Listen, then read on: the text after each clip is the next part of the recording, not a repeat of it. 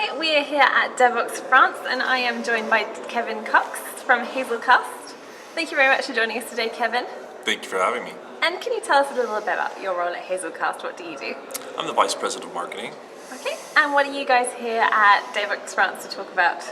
We're here to reach out to new audiences that we haven't been in front of before. You know, we're pretty well known, I would say, in Central Europe, but not so much in France. And so we really wanted to kind of get the word out about Hazelcast and reach out to this new community here. We have some great news about how vibrant the Hazelcast community has grown in just the last year or so. Right, we were looking at some stats with you earlier. You've seen pretty significant growth, haven't you, considering you're at your company and then just in the past year? You know, one of the great things about being an open source company, everything's transparent. We're great believers in GitHub, and we've been doing all of our development on GitHub actually. And just recently, we were kind of digging into some of the numbers, and it's really amazing. Just in the last quarter, we've seen like an 80% increase in the number of forks. This is people taking copies, putting it into their project, or taking copies, making changes to be submitted back to the core code base. So it's not going totally off into many different forks. Then it's all going back. Oh yeah. I mean, these are people.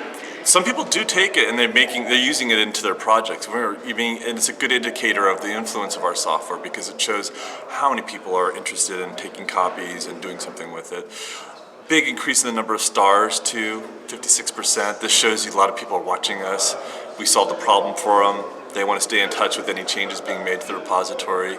So it's really great news about how vibrant our community is, and you can kind of correlate this too just to the usage too. We've noticed in the last quarter about a 70% increase in the number of downloads on Maven. We're big believers in the Maven, and so we've got so many people using our software now, and you can kind of see that's got them engaged and wanting to contribute back to the core code. Hazelcast as well, I think it's kind of a natural fit for what has emerged in the past 2 years, I would say, as a really big entity in the fintech space. Would you say that that's fair? Would you say that maybe kind of that rise of attention almost to fintech systems is helping to push you as well? Absolutely. It's interesting too because a lot of our customers are leading banks, and they have been dealing with the biggest software companies out there. And in some ways, the increased usage and interest in Hazelcast is validation of the whole open source business model. You've got the largest banks now trusting open source technology like Hazelcast. And we've got amazing customers that really love us, and we do things that the big software companies won't do. Like if a customer tells us they want a new feature, we roll it out within the next version release. Some people have to go, if you're a big software company, it takes a much longer process to be included in the next release, And so Hazelcast pace versus Oracle pace. Oh yeah. You can just push it forward a few weeks. And also our community is constantly adding new features. Even customers add new features into the software. So we've got great contributions in the form of cloud integrations with Zookeeper and ETC and Console, Kubernetes, Docker. So many new kind of features coming in just from the community itself. And you guys kind of have a formalized process, don't you? A little bit along the lines of Java with the HTTPs? I'm sorry, can you say that again? You guys have a process for your community as well. Oh yeah. It's funny, the Hazelcast enhancement proposal process. Yes. Chris Engelbert, who's our manager of developer relations, manages this process where community members will submit a proposal for something they want to add. And by making the whole process transparent, teams can get together and work on, new projects and contributions to the code. So that's been a really wonderful success for us. We've coming out of that particular program, we've had new client integrations with new programming environments such as C++ and most recently Node.js, Python. Is that kind of an attempt to bridge you out into new spaces? You're not abandoning that Java space, or do you want to become more of a polyglot company almost? Well, yeah, absolutely. Well, we want to serve our customers, and our customers ultimately are polyglots themselves.